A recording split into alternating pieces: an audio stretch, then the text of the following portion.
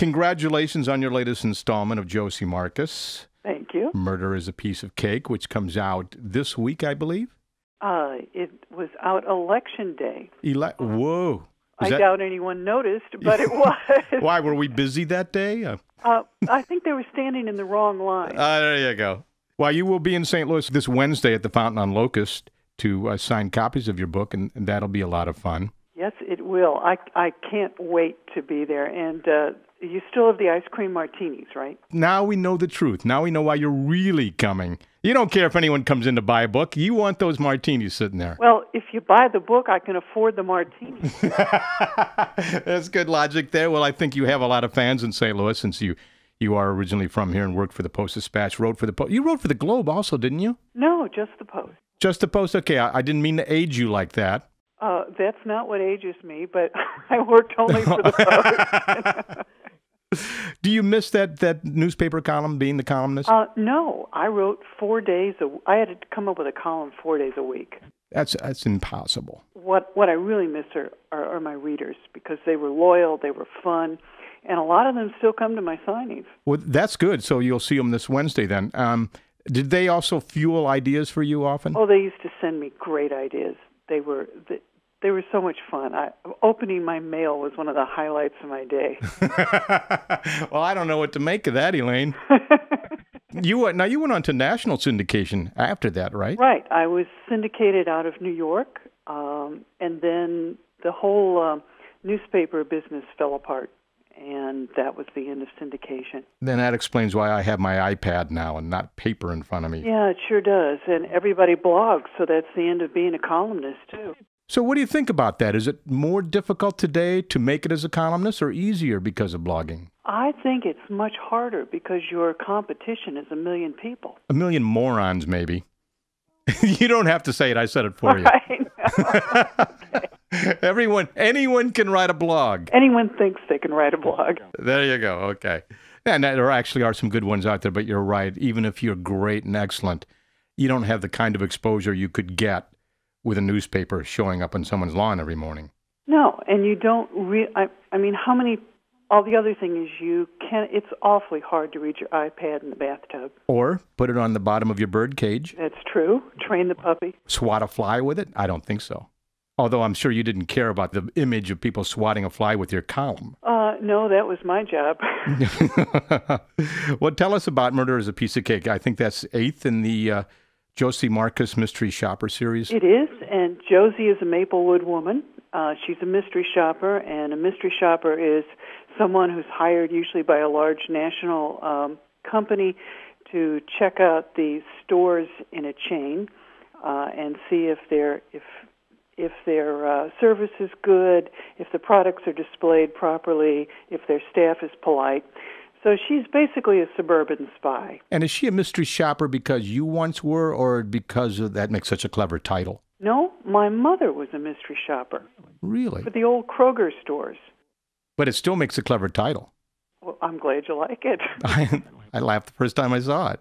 So you then, just like you do using St. Louis for your backdrop, you use what you know from your mom and from your own past. Is Josie anything like you? Is there any of you in her? She's very much a St. Louisan, and she likes St. Louis places and things, and so do I. So I put a lot of them in there.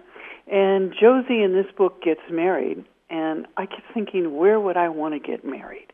And so she's married at the Jewel Box, which I just think is a fabulous place. Which, of course, makes it even more fun for a St. Louisan to read your novels because they get to find all the little St. Louis references throughout it.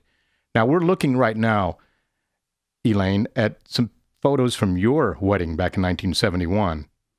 I'm not sure why, but... A laughing point. I know. It's not at the Jewel Box, but you couldn't do that in 1971. It was at St. Sabina Catholic Church in Florissant, Missouri. So did you draw from your own marriage, your own wedding in this story? No, that was so long ago. 39 years ago. 41. 41, you're right. Yeah, I'm sorry. My math is terrible. Well, that's why you're in radio. That's exactly right. No one cares here. But no, that was from my wedding, and that's my bridesmaid's dress, which is pale orange chiffon. And I actually told my bridesmaids that they could wear it again on New Year's Eve. Hey, that's smart. Very good. No, that was the equivalent of "I'll respect you in the morning" for bridesmaids. No one in their right mind is going to wear pale orange chiffon anytime. Do you find when you're writing your novels that there are just some lines that just come to you and you find yourself laughing out loud at them, like we do when we read them? Sometimes, yeah, I do, and I really would rather laugh all the way to the bank by the book. Oh, come on! How many novels have you written now? I just turned in my 20th yesterday.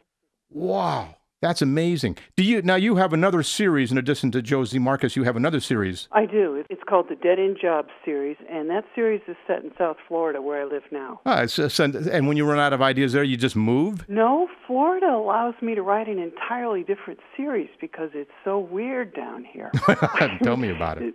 St. Louis. If you mention a St. Louisan's name to another St. Louisan, they will either know them or they will know someone who knows them. Mm-hmm. And in 15 minutes, you'll know where they work, where they drink, if they go to church. Everybody knows everything. And what high school they went to. And of course. But in Florida, that doesn't work. Well, I mean, I had this next-door neighbor. This sounds like the whole thing that you read in the newspaper. He was very quiet. My next-door neighbor was very quiet. We loved him. He never made any noise, and he had a Porsche, and he had a Harley, and he came down only in the summer. He had a condo on the beach, and he said he was a pilot. And I thought, boy, they must really pay pilots well the way he lives. He was. You can see this coming down Main Street. Yeah. Go ahead. Yeah.